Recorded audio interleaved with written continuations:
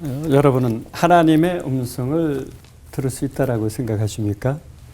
하나님의 음성 듣는 법 하면 어쩌면 무당, 점장이가 떠오를지도 모르겠어요. 뭐 두렵게 하고 위협하고 협박하고 미래에 대해서 말하고 귀에 막 들리는 여자에게서 남자 소리가 나고 여러분 그런 것들이 하나님의 음성은 아닐 겁니다. 그러나 저는 분명 하나님의 음성을 모든 거듭난 그리스도인은 들을 수 있다라고 생각합니다.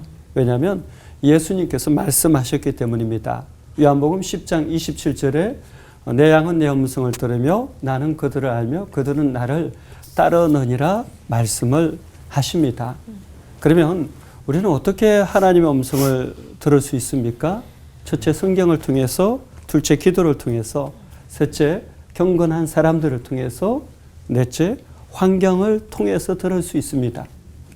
그렇다면 좀 더 구체적으로 우리가 하나님 음성 듣는다라는 것은 도대체 뭘 의미하겠습니까? 저는 하나님께서 우리가 귀에 들리는 육적인 음성으로 말씀하신다라고 생각하지는 않습니다. 대부분의 하나님 음성은 성령님을 통해서 들려집니다.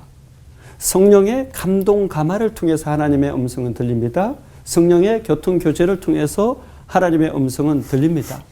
그러니까 성령의 교통교제 감동 감화를 통해서 보혜사 성령께서 각 사람에게 말씀하시는 거죠. 그 말씀은 어떻게 하십니까? 깨닫게 하십니다. 생각나게 하십니다. 기억나게 하십니다. 가르쳐 주십니다. 그것이 보혜사 성령께서 우리 성도들에게 말씀하시는 방법입니다. 자, 그렇다면 이 하나님의 음성을 듣는다라고 할 때도 영적인 분별이 필요합니다. 왜냐하면 음성에는 세 가지가 공존하고 있기 때문이에요. 하나님의 음성이 있고요. 자아의 음성이 있고요. 사단의 음성이 있습니다. 하나님의 음성은 은혜와 평강이 있습니다. 생명과 풍성케 함이 있습니다. 그 음성을 계속 따라가면 그와 같은 열매가 맺어지죠. 자아의 음성은요. 욕구, 욕망, 욕심을 계속 따라가게 합니다. 사단의 음성은 어떻습니까? 사단의 음성은 죄와 악을 향하게 합니다. 단장은 좋아 보일지 몰라도 점점 그 음성을 따라가면 결국 죄와 악에 걸려 넘어지게 돼 있습니다. 그래서 죽이고 파괴하고 멸망시키는 길로 점점 푹 빠져들게 하는 거죠. 좀 더 구체적으로 이제 우리가 하나님의 음성 듣는 법에 대해서 나누고자 합니다. 첫째는 성경 말씀입니다. 여러분 성경 말씀을 읽을 때 성령께서 가장 강력하게 역사하세요. 어떻게 해요? 성경을 읽을 때 교훈과 책망과 바르게 함과 의로 교육하십니다. 여러분 성경을 읽을 때 내가 찔리면 찔릴수록 더 좋은 거예요. 왜요? 성령이 역사하시고 있다라는 증거죠.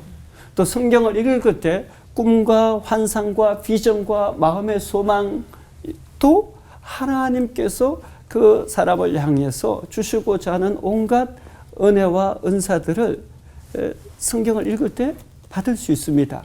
그러니까 여러분이 성경 읽기든 묵상이든 큐티든 필사든 그것을 성령의 감동 감화 교통 교제 아래 하는 것이 아주 중요하죠.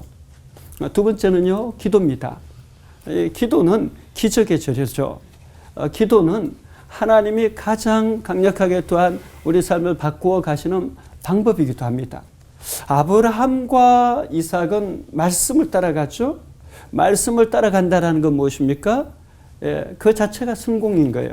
그래서 저는 진정한 성공은 성경을 따라가는 것이다 라는 표현을 합니다. 근데 이제 야곱은 그 삶에 있어서 결정적인 변화가 기도할 때 일어나죠. 그래서 기도를 통해서 하나님을 깊이 있게 만나고 내 이름을 이제는 야곱이라 하지 않고 이스라엘이라 하리라 이렇게 말씀하시죠. 우리도 기도를 통해서 하나님을 경험해야 합니다. 기도는 크게 통성기도, 부르짖는 기도와 침묵기도, 묵상기도가 있습니다. 통성기도, 부르짖는 기도는요. 그 일을 통해서 하나님의 응답을 경험하고 또 성령의 여러 은사를 경험하게 해요. 근데 침묵기도, 묵상기도는요. 여러분이 그것을 정말 깊이 있게 하신다라면 성령의 열매와 예수님이 말씀하신 팔복의 영성이 그 사람 속에 세워집니다.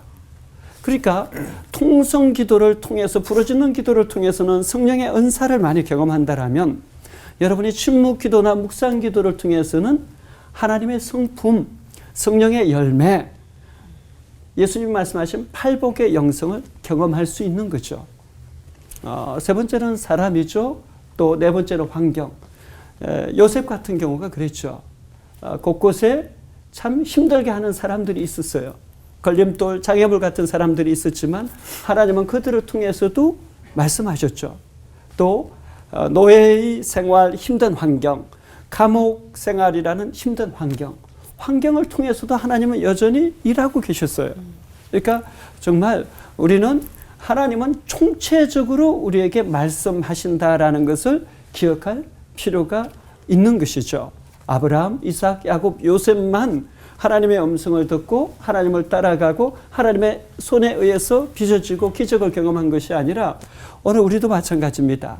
여전히 보혜사 성령님을 통해서 우리는 성경을 읽을 때, 기도할 때 사람들을 통해서, 환경을 통해서 하나님의 음성을 들을 수 있는 것이죠. 여러분 모두가 하나님 음성 듣는 법에서 성장하고 성숙해서 아름답게 쓰임 받기를 바랍니다. 아멘. 기도하겠습니다. 하나님, 우리가 하나님의 음성을 들으며 하나님께서 우리를 아시고 또 우리는 하나님을 따라가는 이 시대에 예수님의 사람, 하나님의 사람, 성령의 사람 되어지게 하여 주옵소서. 아멘. 예수님의 이름으로 기도하옵나이다. 아멘. 미루지 않고 일상생활에서 이렇게 일상적인 기도 생활을 하려면 뭔가 나에게 당장 필요한 게 뭔가 이런 생각이 드는데 뭘까요, 목사님? 기도가 루틴이 되려면 굉장한 시간과 사실은 노력과 인내가 이렇게 필요하잖아요. 네. 그러니까 저는 이제 지금은 그렇게까지 안 하지만 기도의 루틴을 만드는 초기에는 청년회 때 그런 훈련을 많이 했었는데 기도 노트에다가 꼭 기록을 했습니다. 그리고 그것을 1년 정도 계속 써가면서 하나님께서 응답을 다양한 방식으로 주실 때마다 거기다 사인하고 메모하고 그러다 보니까 정말 하나님께서 yes, no, wait 이 세 가지가 있지만 정말 그 기도를 통해서 삶을 빚어가시는 게 보여지더라고요. 그러니까 하나님의 기도 응답하시는 게 보여지니까 기도가 재밌어지고 더 하게 되죠. 두 번째는 제가 가장 자주 사용하는 기도 가운데 하나는 잠깐 멈춤의 기도예요. 어떤 분에게 어떤 전화 통화를 하다가 이 기도 제목이 느껴지면 끊자마자 바로 잠깐 멈춰서서 그분을 위해서 기도하고 카톡이라든지 문자 메시지라든지 이런 거 받으면 뒤로 미루는 것이 아니라 그냥 잠깐 멈춰서서 그분을 위해서 잠시라도 기도하는 저는 기도를 계속 하는 것을 참 좋아하거든요. 그러니까 그때 기도하지 않으면 내가 기도해 주겠습니다 말은 많이 하지만 맞아요. 실제로 많은 분들은 그것은 인사치레로 끝나는 경우가 많거든요. 그래서 잠시 멈춤의 기도가 굉장히 자연스럽게 기도할 수 있는 방법이 아닌가 싶고요. 또 저는 일상의 기도 그것이 참 좋은 것 같아요. 저는 예수원 갔을 때 노동은 기도고 기도는 노동이다. 지금 그게 참 와닿더라고요. 우리가 특별한 시간과 장소에 가서 기도하는 것도 참 중요합니다. 그것은 하나님의 임재라든지 하나님의 능력을 더 깊이 있게 경험하는 좋은 훈련 방법이에요. 그러나 일상에 하나님과 일상 속에서 자꾸 대화하는 마치 친밀한 사람끼리 자꾸 대화하듯이 무엇을 하든지 내 마음속으로 조용히 하나님께 묻고 듣는 시간을 계속 자연스럽게 가지는 일상의 기도를 꼭 훈련해 보라고 하고 싶어요. 그러니까 제가 최근에 일상의 훈련 기도 가운데 하나 배운 것이 있다면 산책 기도거든요. 그러니까 새벽 예배 드리고 혼자 개인 기도를 하지만 운동할 시간이 별도로 없어서 새벽 예배 후에 이렇게 산책을 쭉 하는데 그때 새소리 들으면서 자연을 보면서 계속 하나님께 찬양을 올려드리기도 하고 마음속으로요. 또 기도를 하기도 하고 말씀을 묵상하기도 하고 그러다가 어느 순간 막 영감이 임할 때가 있거든요. 그리고 그 자리에 멈춰서서 또 핸드폰 꺼내가지고 거기다가 정리해서 메모하고 그래서 그냥 특별한 시간, 공간을 추구할 필요도 있지만 일상 속에서의 자기만의 루틴을 만들어 가라. 저는 그렇게 좀 권하고 싶어요.